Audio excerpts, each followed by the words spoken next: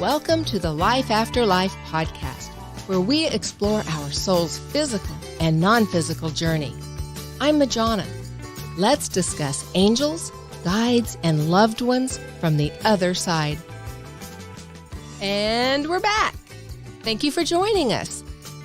We ended the previous podcast talking about soul contracts. So let's pick up there. Why? Why in the world would a soul, an infinite, limitless, love-based soul, ever want to leave all of that and come down here to have a very limited experience? We are crazier than we give ourselves credit for. Yes. Yes, we are. And if you weren't with us last time, that deeper voice on here is Thomas Miller. Hello. He also has... Still trying to figure out my own craziness. Oh, aren't we all? That's part of the fun of it.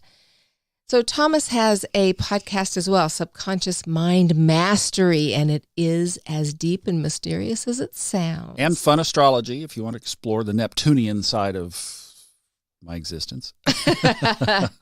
Both great podcasts, yes. So they are also... Well, wherever you found this, you can find those. We're trying to get these all over everywhere. Yes. Plastering them across the internet. Yes. So, by the way, we're on YouTube as well. These are on YouTube, so you get them everywhere.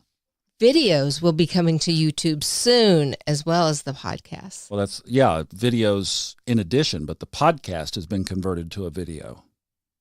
So you can catch the podcast on YouTube as well. Nice. Kind of cool. Yeah. So let me preface, I guess, all of this with my disclaimer. When I'm making statements, these are based on my experience, personal conversations that I have with friends and loved ones and people that I don't know that have crossed over. And they communicate with me and oftentimes are gracious enough to answer my questions about, hey, what's it like over there anyway? So I kind of piece that together and share that with you. And then when we're talking about the biggest, the grand scope of things and spirit guides and angels and soulmates and so forth, I am very, very aware that these are my experiences and you may or may not share those experiences, and you may have others that I don't have. And the conclusions that I've come to through all of these years of trying to figure out what is this, is that we are in this human form so limited that we cannot possibly understand all of the intricacies. I don't think we're supposed to, quite honestly. So when I'm hearing somebody else's experience, and maybe it's something that I have never experienced and makes me kind of go, I have to believe that's their experience, and it's not right or wrong just because it's not mine. I think that there's just too many avenues for one person to experience everything.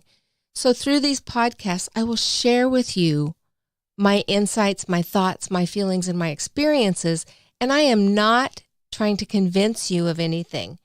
What resonates with you, you are welcome to share. If it doesn't, you're welcome to reject. These are my experiences. Before you go back to the soul contract part, when you say that you hear on the other side, what is that like? Can you describe what you're perceiving?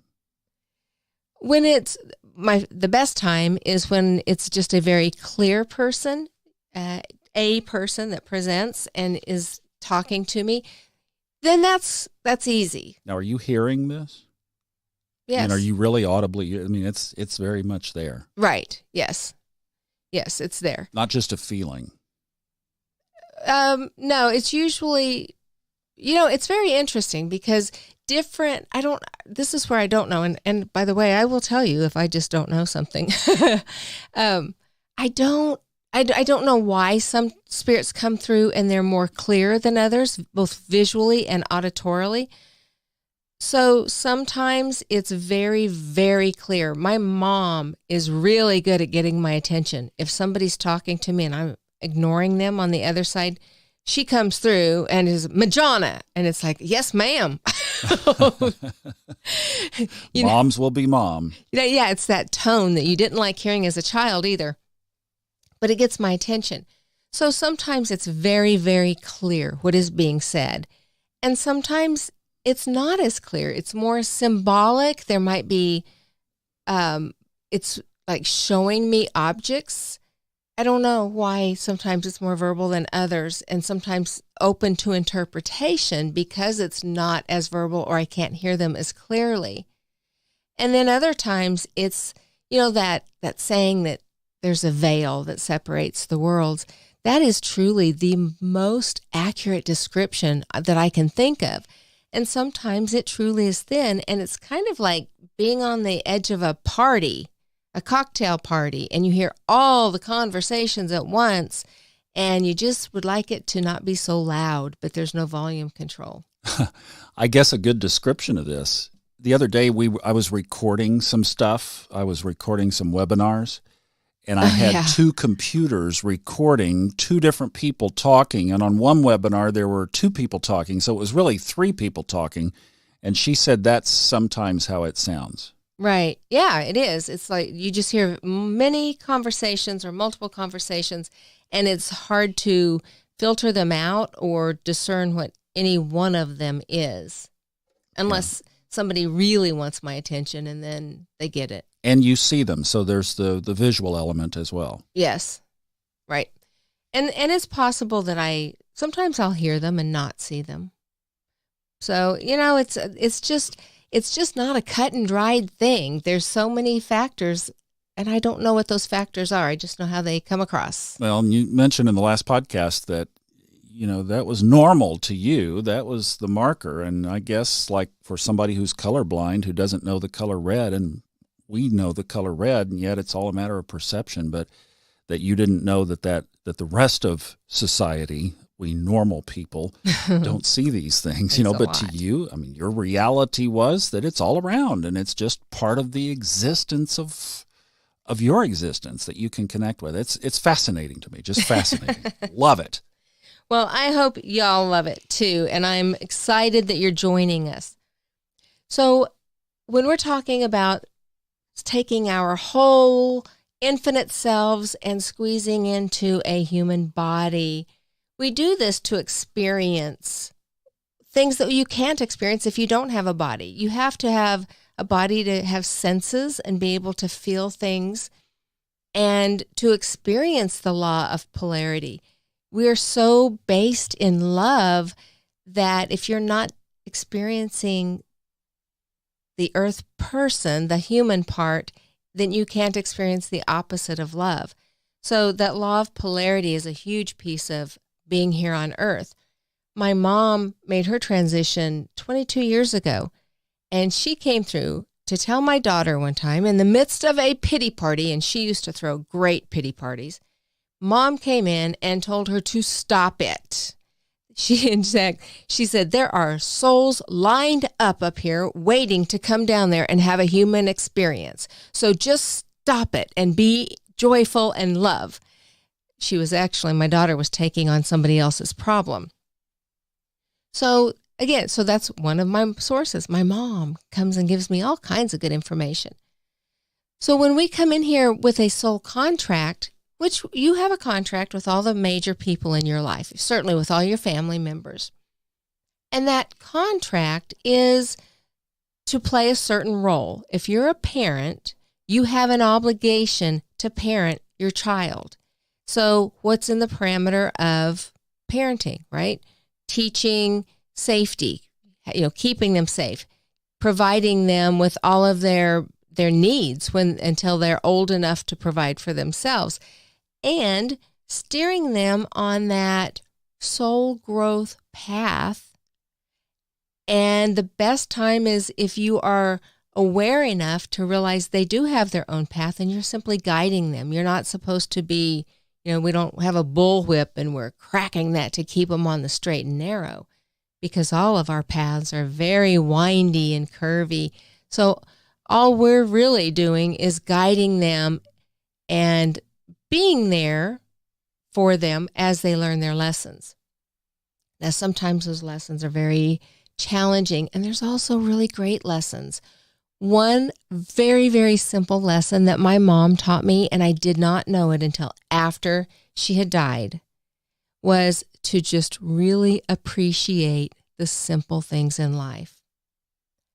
And she was beautiful at that. And so I didn't know until when actually we were writing her obituary, and I realized that I notice simple things and I just love them. I mean, that stop and smell the roses thing, absolutely. But it might just be a little stained glass window or, whatever, a bird. Today I saw a scissor tail. I haven't seen one of those in so long, and I literally stopped and had to watch it. So just the cool little things that sometimes we overlook. And then we also have huge soul contracts. You know those things in your life that are so painful and so persistent, and you feel like you just keep running into a wall over and over. It can show up in any aspect of your life. Maybe you left a job because what does the matter with this boss? This person just is irrational and have all these issues with that boss, and you leave that job and get another job that you're really excited about. And guess what? There's that same quality in that boss. So there are those lessons that you just keep running up against, and you get to do that until you learn your lessons. So a lot of people can maybe pitch in to help you learn those lessons. But I think those deepest lessons that maybe you both need to learn are in those soul contracts. One of my daughters was in middle school, and we've all either been there, are there, have kids there, or can empathize with someone.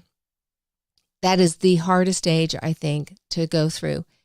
And boy, when this girl hit 13 years old, it was nearly from the day she turned 13 to the day she turned 14, was the hardest year of my life. And I thought we could not both make it through. That if she didn't kill me, I was going to take her out. But we did. And we had some really great conversations. And a pivotal moment in that was when I said a prayer of release. I said, I don't know what this child needs from me right now. I don't know how to be the parent that she needs.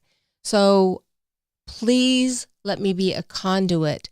Provide me with the words that she needs to hear, because I don't know.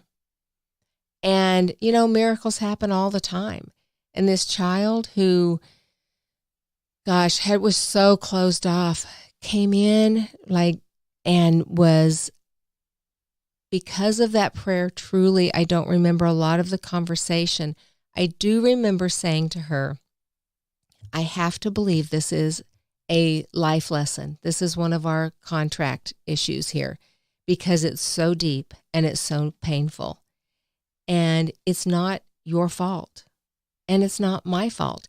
And I remember when I said that and said, no one's to blame, I saw her literally relax. I don't think either of us knew how tense she was, but her shoulders dropped and her whole body relaxed, even her facial muscles. And I said, it's not about right or wrong. This is just a lesson that we need to get through together. Now, we already made that decision. That's our soul contract. You chose me to be your mom. I chose you to be my daughter. So we agreed to do this. We're going to have to do it. What we do get to choose is how we do it.